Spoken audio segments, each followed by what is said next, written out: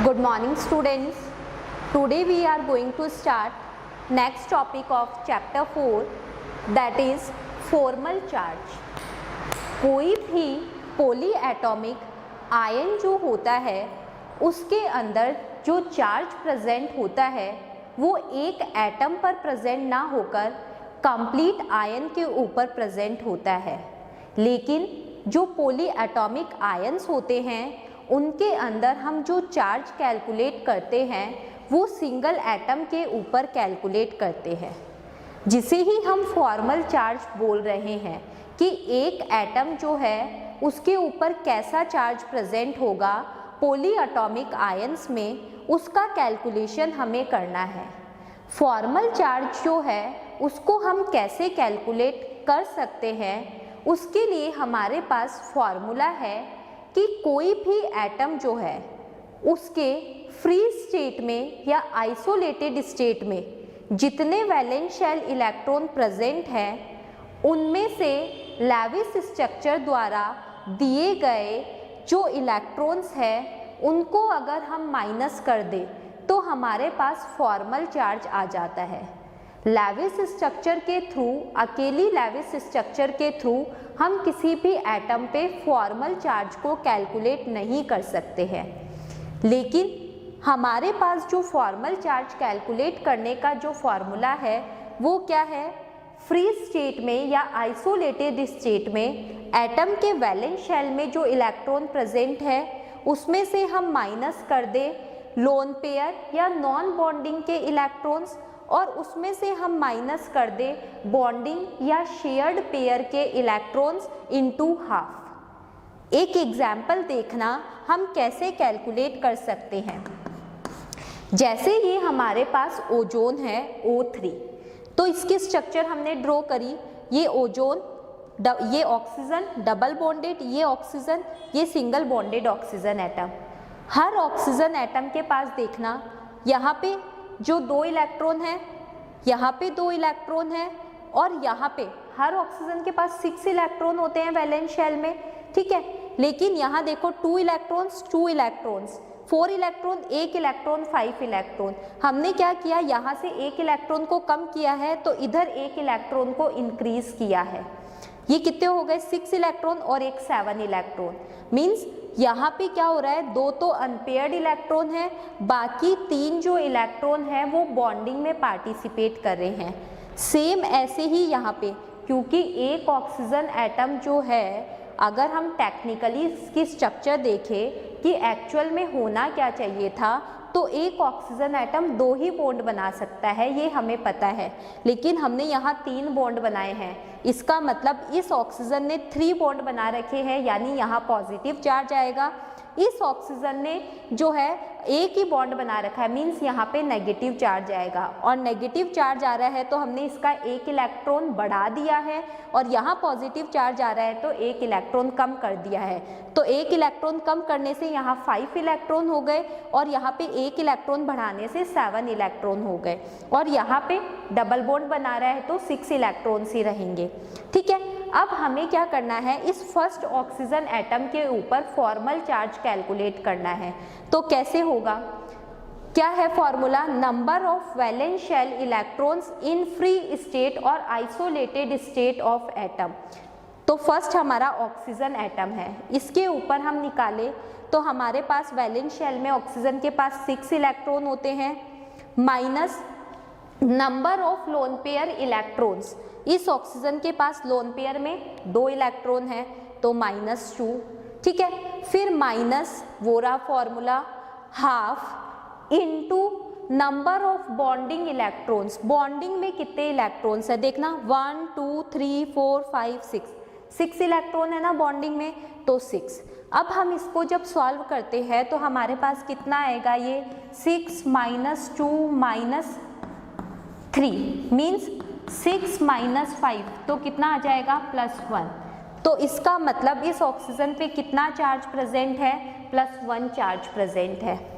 Second हम calculate करते हैं 2 नंबर वाले ऑक्सीजन के लिए, तो वही वैलेंस शेल में 6 electron minus loan pair electrons 1 2 3 4 minus half into bonding में कितने इलेक्ट्रॉन्स है, तो 1 2 3 4, एक बॉन्ड में 2 इलेक्ट्रॉन, तो 2 बॉन्ड में 4 इलेक्ट्रॉन्स, ये 4, तो ये 2 आ गया और ये क्या आ जाएगा 6, -4 और -2 6, तो इस पे कितना चार्ज आएगा 0 चार्ज, यानी इस पे कोई चार्ज प्रेजेंट नहीं है।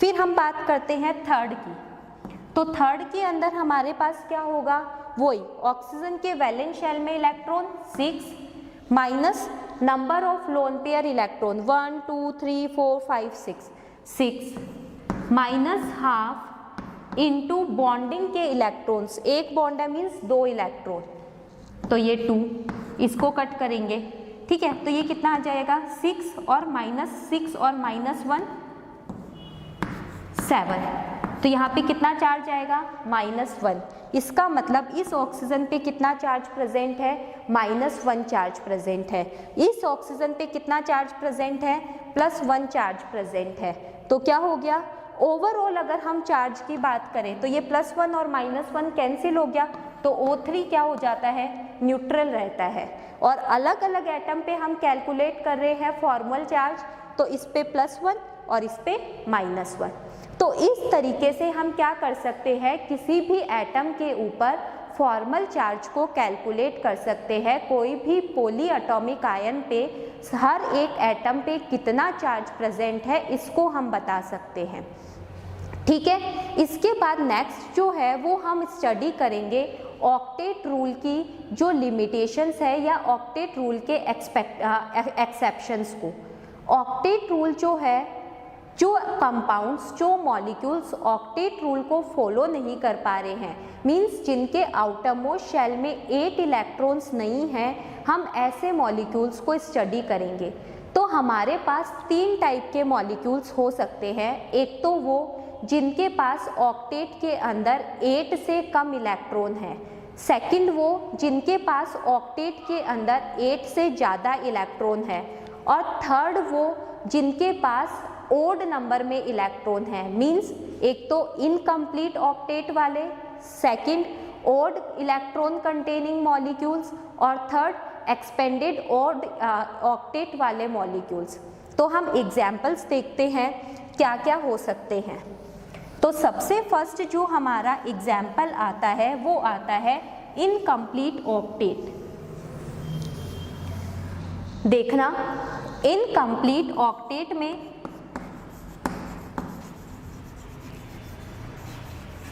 एग्जाम्पल है हमारे पास BCl3।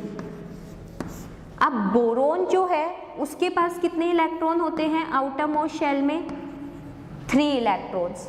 हर क्लोरीन के पास आउटर मोस्ट शेल में कितने इलेक्ट्रॉन होते हैं, 7 इलेक्ट्रॉन्स। तो ये देखो 1 2 3 4 5 6 7, 1 2 3 4 5 6 और ये 7, ये 1 2 3 4 5 6 7। क्या करेंगे, एक एक इलेक्ट्रॉन की शेयरिंग। तो ये देखो बोरोन ने हर क्लोरीन के साथ एक एक इलेक्ट्रॉन की शेयरिंग की, फिर भी बोरोन के ऑक्टेट में कितने इलेक्ट्रॉन हैं, 6 इलेक्ट्रॉन, 1 2 3 4 5 6। क्लोरीन के पास तो क्या हो गए, ये देखो ये क्लोरीन,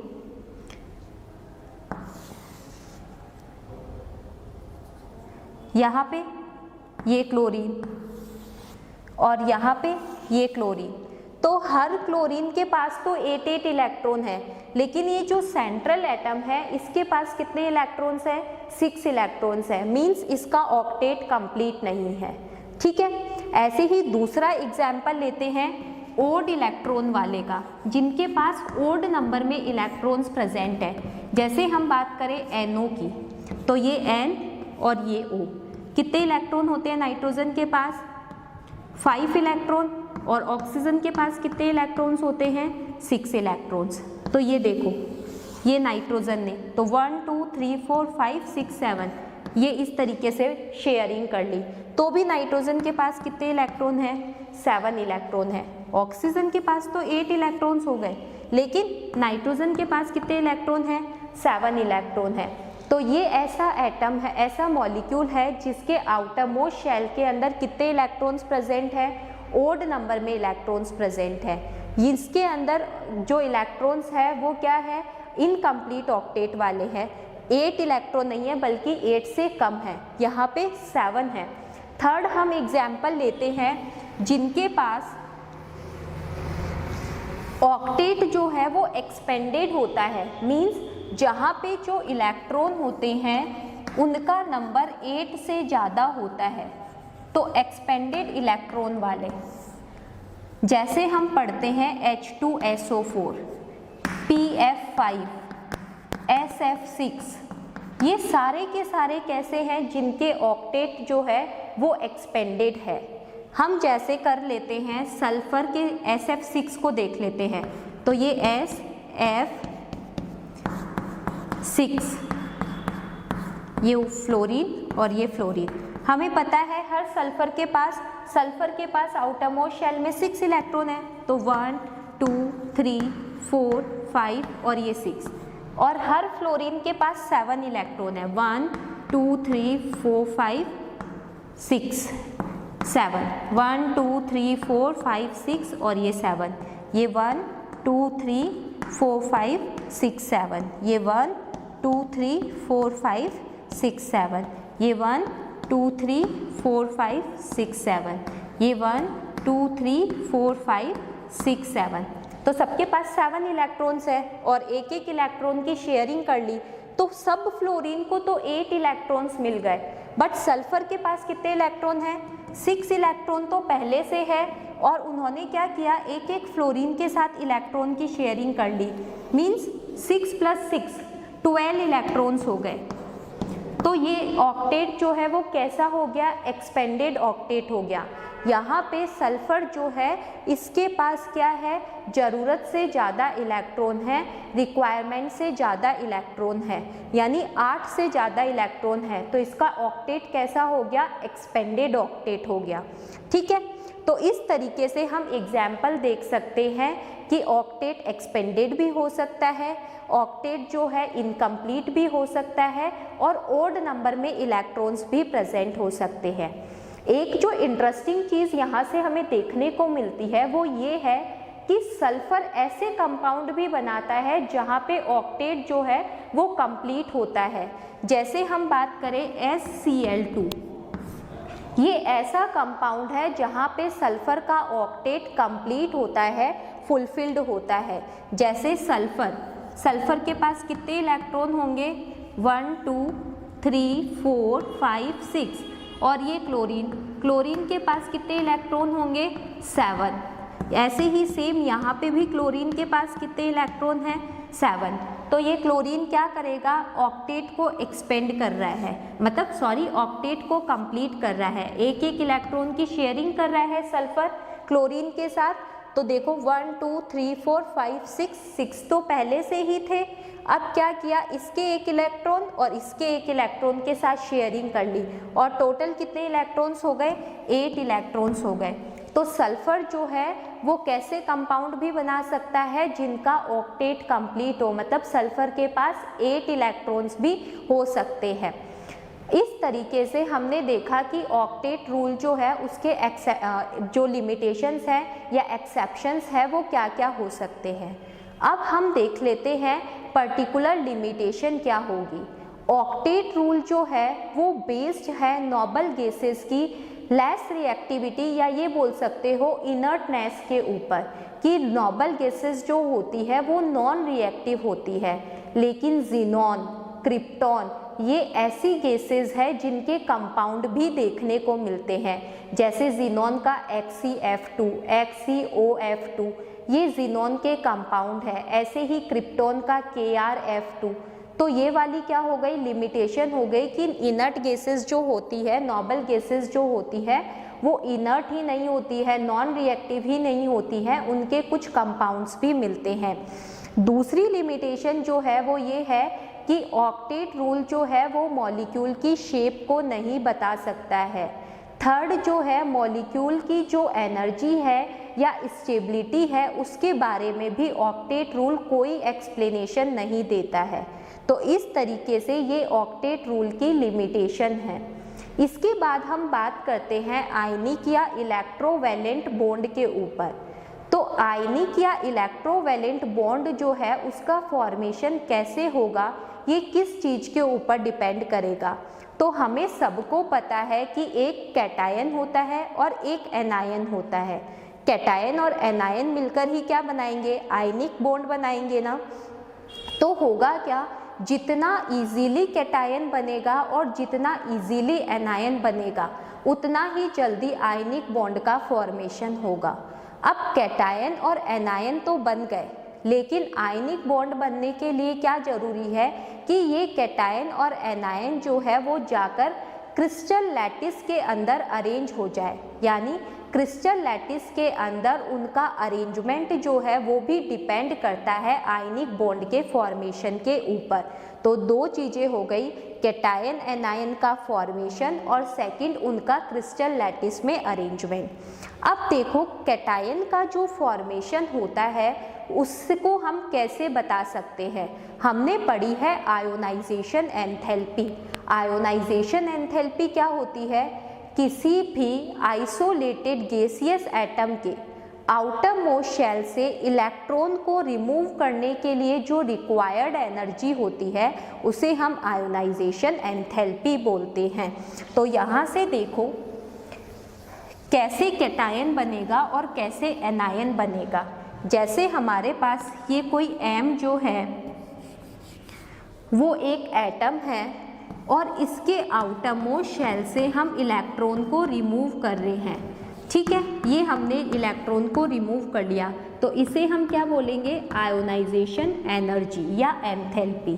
सेकंड हमारे पास ये X कोई गैसियस एटम है, इसके अंदर हम इलेक्ट्रॉन को ऐड कर रहे हैं, तो ये क्या बन गया, एनायन। और इसके लिए जो एनर्जी है उसे हम क्या बोलेंगे, इलेक्ट्रॉन गेन एंथैल्पी, और ये आयोनाइजेशन एनर्जी। तो आयोनाइजेशन एनर्जी क्या होती है, किसी भी गैसियस एटम के आउटर मोस्ट शेल से इलेक्ट्रॉन को रिमूव करने के लिए जो रिक्वायर्ड एनर्जी है उसे हम क्या बोलते हैं, आयोनाइजेशन एनर्जी। और सेकंड जो है हमारे पास क्या आती है, किसी भी एटम जो है, कोई भी गैसियस एटम है, उसके आउटर मोस्ट शेल इलेक्ट्रॉन में, आउटर मोस्ट शेल में इलेक्ट्रॉन को ऐड करने के लिए जो रिलीज एनर्जी होती है उसे हम क्या बोलते हैं, इलेक्ट्रॉन गेन एंथैल्पी। और ये कैटायन बन गया और ये एनायन बन गया। तो ये कैटायन और ये एनायन ये मिलकर क्या बना लेंगे, आयनिक कंपाउंड बना लेंगे। तो जितना इजीली कैटायन एनायन बनेगा उतना ही जल्दी आयनिक कंपाउंड बनेगा, आयनिक बॉन्ड बनेगा। अब देखो ये कैटायन और ये एनायन कब इजीली फॉर्म होंगे, जब इसके लिए आयोनाइजेशन एनर्जी कम होगी और जब इसके लिए इलेक्ट्रॉन गेन एंथैल्पी कम होगी। तो जब आयोनाइजेशन एनर्जी और इलेक्ट्रॉन गेन एंथैल्पी की वैल्यू कम होगी तो हमारे पास क्या फॉर्म होंगे, कैटायन और एनायन इजीली फॉर्म होंगे। और जितना इजीली कैटायन और एनायन फॉर्म होंगे उतना ही इजीली हमारा आयनिक कंपाउंड का फॉर्मेशन होगा। अब ये तो हो गया।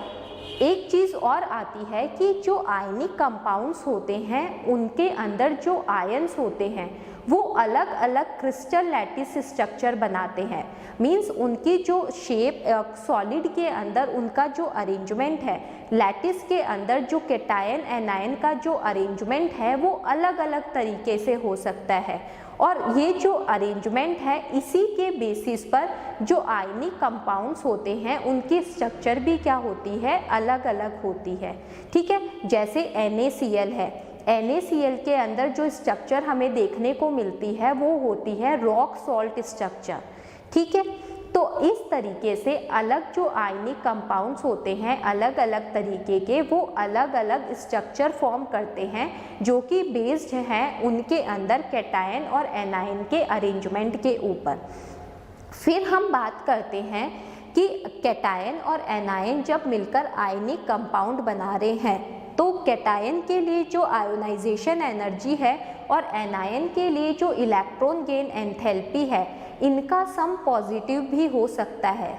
और ऐसी कंडीशन के अंदर आयनिक कंपाउंड जो फॉर्म हो रहा है, स्टेबल जो आयनिक कंपाउंड बन रहा है वो किसके ऊपर डिपेंड करेगा, यहाँ पर जो फॉर्मेशन की लैटिस एंथैल्पी होती है उस पे डिपेंड करता है, क्योंकि लैटिस एंथैल्पी जो होती है वो रिलीज़ होती है जब क्रिस्टल फॉर्म होता है तो एनर्जी रिलीज़ हुई, जबकि आपकी आयोनाइजेशन एनर्जी और इलेक्ट्रॉन गेन एंथैल्पी का सम पॉजिटिव आ रहा है और एटम को क्या चाहिए, स्टेबिलिटी, जो कंपाउंड बनेगा उसको क्या चाहिए, स्टेबिलिटी चाहिए। स्टेबिलिटी कैसे मिलेगी, जो रिलीज लैटिस एंथैल्पी है उससे।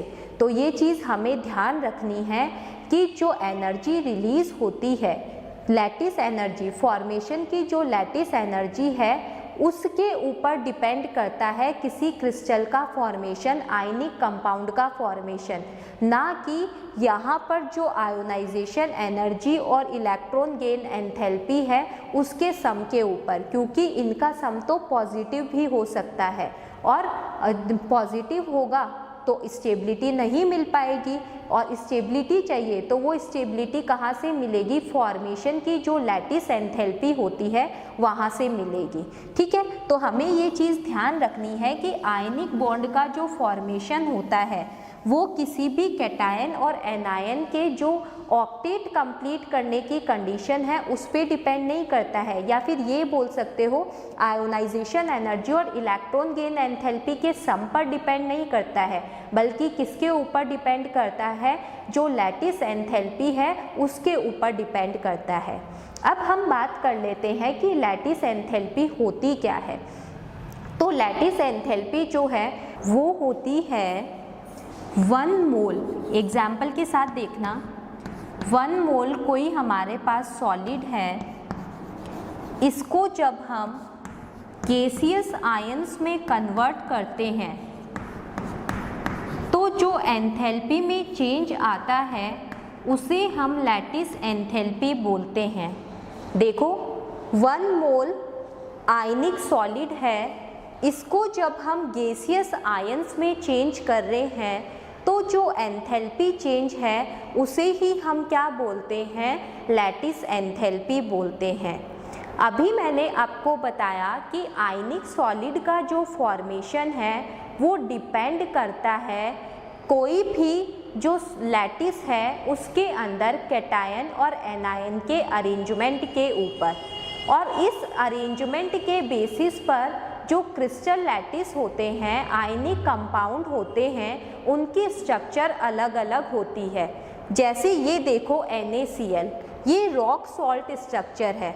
यहाँ पे ये जो डार्क डॉट्स दिख रहे हैं वो तो Na को रिप्रेजेंट कर रहे हैं, और ये जो बड़े सर्कल्स दिख रहे हैं ये Cl- को रिप्रेजेंट कर रहे हैं। तो इस तरीके से जो स्ट्रक्चर बनती है NaCl की, मीन्स एक Na सेंटर में फिर Cl, फिर यहाँ पे क्या आ जाएगा, ये इसके जस्ट Cl के सामने Na और Na के सामने Cl।